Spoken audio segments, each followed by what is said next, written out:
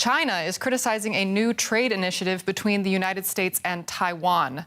The U.S. has stepped up engagement with the democratically governed island, but Beijing is not happy about it. Now, new trade talks are bringing the issue to center stage once again. China is angry, and at a news briefing on Thursday, the Chinese foreign minister did not mince words.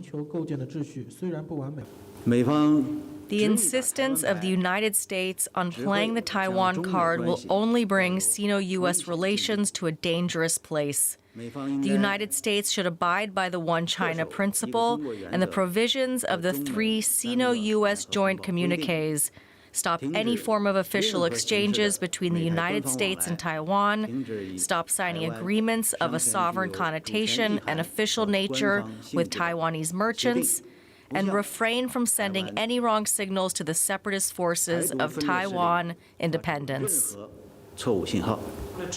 These strong statements follow the announcement on Wednesday of the U.S.-Taiwan Initiative on 21st Century Trade, which aims to deepen economic and trade relations between the two countries, a point that was underscored by Illinois Senator Tammy Duckworth during a joint press conference held with Taiwan's President Tsai Ing-wen. I do want to say that it is more than just about military, it's also about the economy. And I'm here to support the President Biden's efforts in engaging in economic relationships and closer relationships between our two nations on an economic front as well as on national security.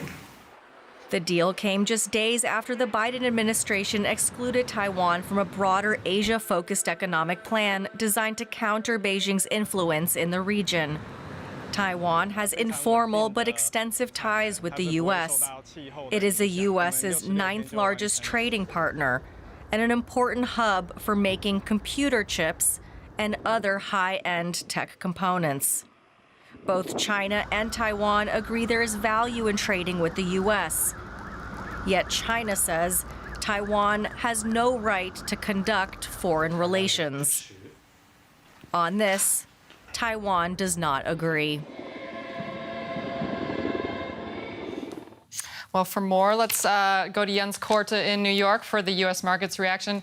Now, Jens, the U.S. closed a trade deal with major partners in Asia just last week. Taiwan was excluded from that deal. Why was that? Yeah, well, Christy, the Biden administration just last week, as you mentioned, launched the Indo-Pacific Economic Framework with 13 countries. And what we hear is that some of those Asian partners had concerns to actually anger China if they include Taiwan. So now it looks like the Biden administration might be looking for a bilateral agreement with Taiwan.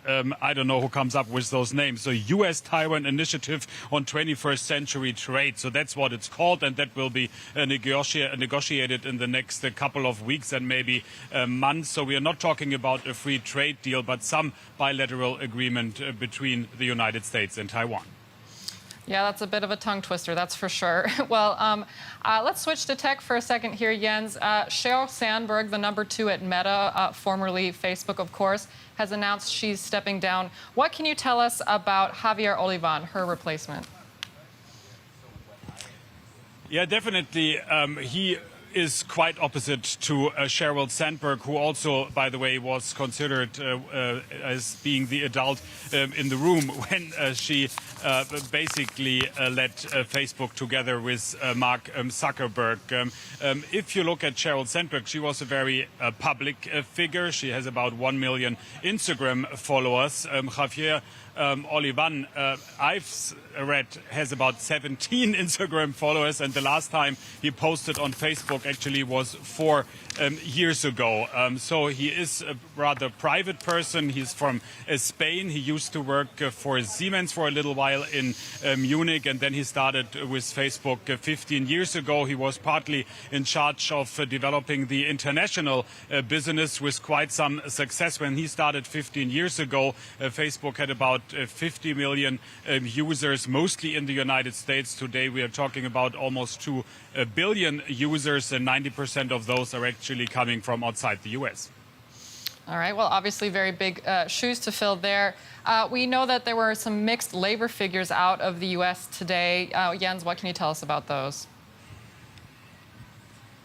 Yeah, I mean, we had the weekly unemployment claims, and they dropped to the lowest in about 50 years. I saw somewhere maybe even the lowest figures since we get those numbers. On the other side, we had 128,000 new jobs in the private sector for the month of May. And that was quite a disappointment because economists actually expected in the private sector that the U.S. would have added almost 300,000 new jobs. So a mixed picture from the labor market, and now the big job report, also including the governmental jobs, will be released Friday, 1 hour before trading starts here on Wall Street. And talking about trading, it has been quite a comeback here on Wall Street. The Nasdaq Composite up by almost 3%, blue chips up a good 400 points, even if we had a pretty mixed bag of economic numbers and also corporate numbers here